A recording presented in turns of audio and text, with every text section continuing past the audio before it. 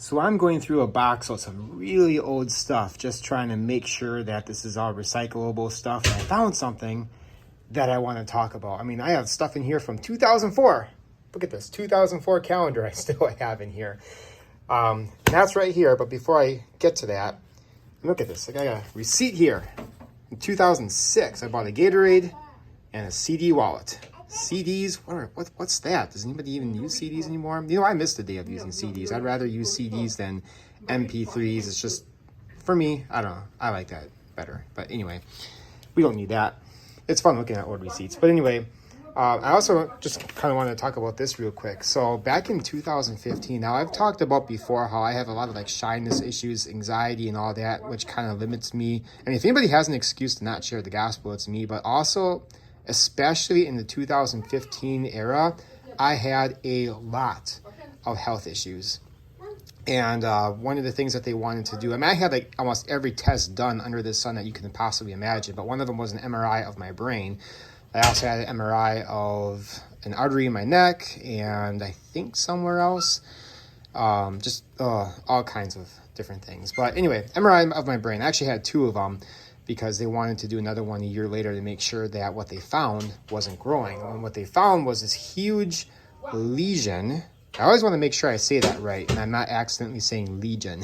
If I had a legion in me, I got some other problems, but lesion in my brain, a pretty big one in the front, and they wanted to make sure that that wasn't growing like a year later when I had to redo that test. But I think that after talking about it, was that I had a bike accident in 2002. It was late 2002. It wasn't this bike, but I was out biking in December 2002, and I had an accident. And to this day, I have no idea what happened. I just remember coming to, and I had my bike shoes off, and I was walking in my socks. It was kind of snowy out. I shouldn't have been riding with a bike with really thin tires like that. But I was doing that. I heard some guy's voice. I had blood streaming down my head, and some guy's voice was saying something like, "Hey, are you okay?" And I'm like, "Yep, I'm all right." Giving the thumbs up, even though I had all this blood coming down my face and everything. Went to the hospital later. When I got home, like I didn't even know how I got home. I just remember like just bits and pieces of it. I got home, and I was freaking out because I didn't know like what day it was. I forgot everything that happened that day. My parents were like, "Oh, well, just you're fine, whatever, just walk it off." Went to the hospital later. They said it was just a mild concussion. I don't think it was that mild. But anyway, found out later, in 2015, that it was probably more than just that. So that could cause some problems later in life, having this big lesion there.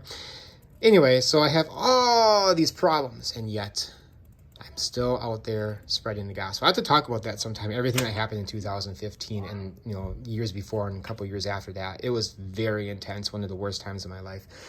And also, got a big, huge order of packages. I'll talk about this when I get the rest of the packages in, but we have almost 5,000 gospel tracts. Thank you to a special donor friend of mine. We got 800 Gospel of Johns in these 4 boxes right here. A lot of the gospel tracts here. These are all from Living Waters, and then a bunch up on top, and I'll talk about that once the rest comes in. But guys, got lots of exciting things coming. But anyway, what I wanted to talk about was my very first thing that I ever made going door to door. Now I want to say this is probably 2006. I'll talk about this real quick too, but I think 2006. I don't think I want to go back to 2005. I think it was before 2007, so let's just say 2006. My friend Brad and I made 4,000 of these mini flyers. And I've made a lot of mini flyers over the years, especially in the last 5 years, different things that actually shares the gospel. This doesn't share the gospel on it, but there's this radio show, and they still have it. I'm like 99% sure they still have this on today. This might still be a correct website, csnradio.com/TIMA. Probably the same phone number to call in. But basically, they had, at least at that time, 400 stations around the U.S. You can listen to this live call-in show. You can ask any Bible question 5 days a week, and the times are right there. So I just decided, because I was really passionate about this show, I thought, hey, this would be a great outreach opportunity. If people knew about this show, maybe they have questions about the Bible, because it was kind of a apologetic show too. Like, not just believers would call in, but sometimes unbelievers would call in. And, why not? People have questions about the Bible, so maybe it would be a good opportunity. So I did a couple of things. I actually made a MySpace page, if any of you remember what MySpace is. This website, now I believe MySpace, you can still access the different websites. You can't really do anything on there. It's nothing what it used to be, MySpace. I really miss that. Honestly, I miss my old MySpace page, and I wish I can access my old emails from them and messages, because I've messaged hundreds of people. We had lots of great conversations. That was my ministry back in the day, 2006-ish. Did lots and lots of stuff on MySpace. Sent out a lot of stuff to people for free, a lot of gospel material, had lots of conversations with unbelievers and all this and that. It was really awesome. Did a lot of articles and stuff. But anyway, I made 3 different MySpace pages. This was just one of them. This is kind of for the northeastern Wisconsin area for this radio show. I actually asked a guy who I knew that worked for them if it was okay that I did this, and he's like, oh yeah, I'm sure Mike Kessler's heart, knowing him, he would be okay with that. Now, CSN International, that used to be called Calvary Satellite Network. I think it's called Christian Satellite Network now. There is a lot of controversy surrounding that and this show, and I'll talk about that real quick in a little bit, but first let me just talk about what I did. So the show, they had like maybe one person, 2 or 3 people on there that would answer your questions. I called in a bunch of times. I still have a lot of those files saved somewhere where I can listen in and hear that, because I put them up on the Manitowoc page there that I made for these 3 areas. But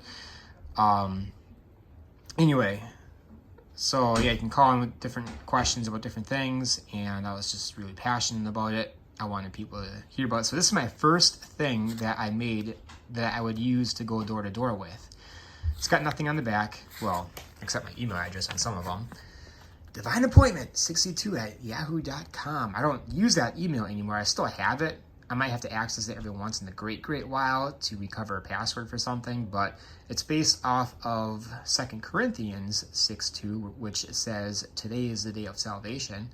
Kind of like my main email address now, Pursuing 222, is based off of 2 Timothy 2:22, which is a really awesome Bible verse. And I got both those names from the Christian band Building 429, which is after Ephesians 4:29, and they took a word from that Bible verse and combined it with where it's found in the Bible. So I just thought that was a cool idea, so that's how I came up with Divine Appointment 62 and Pursuing 22.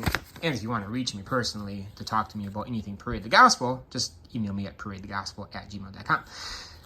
Anyway, so what I used to do way back in 2006-ish, I would go around at like 9 o'clock at night, and this is before everybody, like almost everybody, especially in my area, had a Ring doorbell camera or all these other fancy doorbell cameras and stuff. I would grab some Scotch tape and just rip off a piece, put it on the top right here, and I would just tape it onto people's front doors. Not on like if there was like a wooden or painted part, it would be on the glass part, or maybe I would try to like put this somewhere in between the doors or whatever, just so it doesn't blow away. But that's what I would do. Go at 9 o'clock, 10 o'clock, maybe even 11 o'clock at night, because I didn't want to be seen. And there was times like when I would go up to the door and I'll tape it up to the door, and then the security light thing, the motion sensor light would go on, and I'm just like starting to walk really fast. Like, okay, I'm getting kind of freaked out here. People are gonna look out the window and call the cops on me or something.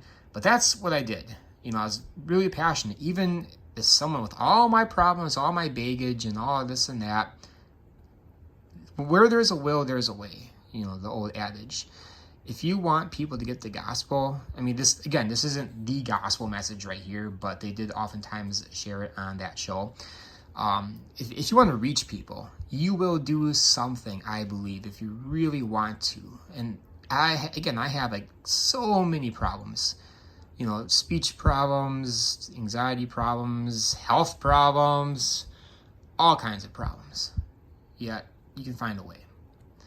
I want to talk about the controversy, because I don't want to act like I'm supporting this show now. I'm not saying it's wrong to. I don't know the whole story, but Mike Kessler, I guess there's some stuff in his past. He's a pastor of the Calvary Chapel of Twin Falls, Idaho. and I didn't notice until like much later, I guess, something going on with him and the cheerleader leaving his wife, or I don't know the whole story, but there's, unfortunately, you know, you got that stuff going on. The person who kind of founded Calvary Chapel, I can't think of his name. I should know it. Pretty popular pastor. He passed away years ago now. I can't think of it, and there's no pause button on my iPhone, so I can't pause it and come back to you without having to do some editing. I just wanted to make this video in one shot. So, well, whatever his name is, I'm sure you guys might know it. There was a split, I guess some drama there, so Mike Kessler and his team took over this show, and whoever was on his side, I guess, would also be on the show. Now, there's another teacher on there. He doesn't have this website anymore, but I found this card in there. I used to order CDs from him all the time. I thought he was the best pastor ever, period. Like, he was my favorite guy, and he was on this show quite a bit, actually. But he was the man. Like, I just adored the guy. I probably lifted him up much more than I should have, and unfortunately he fell away, and there's a lot of stuff going on there as well. Maybe 5-6 years ago, I haven't talked to him. I've been debating on messaging him, or not messaging him, because he hasn't been on Facebook since, but I do have a way of finding out his address, and I can email, or send him a letter. I've been talking to his wife a little bit here and there. We're friends on Facebook, but yeah, it's just really sad to see and hear about stories like that. But anyway, so I'm not promoting it, this anymore. The pastor I just showed you has nothing to do with whether or not this is a great ministry today. I'm just saying that there has been some controversy. I actually just listened to it or checked it out just not too long ago. I think even this year. I know Mike Kessler is still on there. I can't speak for the other guys who are on it, but maybe all is good. Maybe they repented of whatever they had to repent of, that Pastor Mike and whatever. I don't know the whole story at all, but I just want to say that I understand there's controversy, but this is just this isn't something I'm passing out now. In fact, these stations probably don't even work anymore. I'm pretty sure they don't. This is just what I did back in 2006. I was leaving these on people's doors and elsewhere. The Money Gospel Tract, or the Gift for You Gospel Tract from Living Waters, I would put money in there because that's what you're supposed to do with that particular gospel tract. And then I would also fold this up. That's probably why it's got the crease in there, because I probably had it snug in that gospel tract, and a $1 Million Bill gospel tract in there, and I would leave those around for people to find. So again, this is all back in 2006-ish. We need 4,000 of them. I still have a stack. I probably have a few more somewhere else. I didn't get rid of all of them. But for the next year or so, I actually, even when my wife and I got married, or before we got married, we went out in Appleton and we were handing these out kind of later at night, door to door. And this group of people were like, "Oh, what are you doing?" Thinking we were up to no good. And I got a chance to go up to them, super nervous, but talk to them a bit. "Oh, I'm just trying to promote this Christian radio station and this particular show." Now, the radio station, they had teaching on all day long. It wasn't just this show that was live every day, but they had other shows on every day, or sermons, I should say, from other teachers. Some of them good, some of them maybe not so much. But yeah, back then it was a great thing to listen to. Memorable time in my life. I remember delivering for Pizza Pit, and I would always listen to the show when it was on in that hour while delivering pizza. So it's great times. Lots of memories for me anyway. CSN Radio, I think, would be the website to go on, and you can probably check out this show or the other website right here if it's still available. I'm pretty sure, 99% sure it still is. But yeah, I just wanted to show this off. Way back in the day, I used to do that, and even today, I'm still making these, out of one piece of paper, you can make 4 of them. So basically, it's just really simple thing. I'm not very good with the technical level of things on computers and such, but somehow we just figured it out to make this just like that, and you get 4 per sheet. And we had 1,000 sheets of paper, so we made 4,000. So I remember that day well as well. That was a good time, me and Brad working on that together.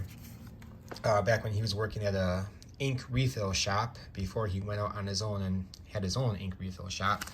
I mean, that dude's got like a lifetime supply of ink. Even still, he doesn't work for them anymore or on his own anymore at that place. But so yeah, I just wanted to show this off, maybe to inspire you to come up with some other idea, maybe something similar. It doesn't have to be this, obviously, but or something similar. I mean, I've made a lot of gospel tracks like this, or other mini flyers. I've promoted like Fully Free Films, 180movie.com. I made one for them for that, for the 7 Reasons movie by Ray Comfort. I made like 2,400 with the help of Brad several years ago. Some of my first videos on this channel are about that. You can go back and check those out. We made some for the Exit movie flyer, if you guys remember that. And eventually I put the gospel message on the back of them, but not initially. I did not do that, but you can check that out on this YouTube channel right here if you want. You have to scroll back. YouTube, unfortunately, doesn't have the option anymore. If you go by someone's videos, it doesn't have the option to go back to the oldest. It's just most popular or most recent. YouTube, get that oldest option back on there. Anyway, they're not going to listen to me. So God bless. Just wanted to share this with you.